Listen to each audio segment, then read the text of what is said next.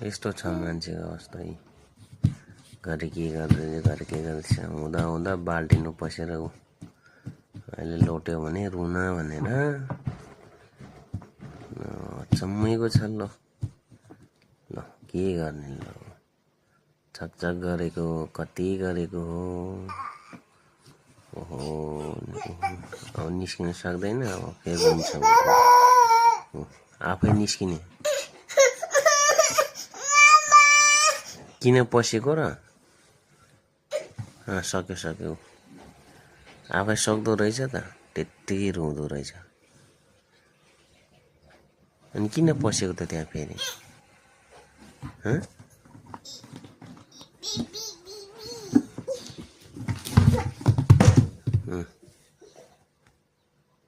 ल उठ्यो ए कति बोलियो कि उठिहाल्यो। जुरुक्क उठ्यो। फेरि एउटा टाउकोमा बस्नु समय छ क्या। भने गर्छ अहिले लोड्छ।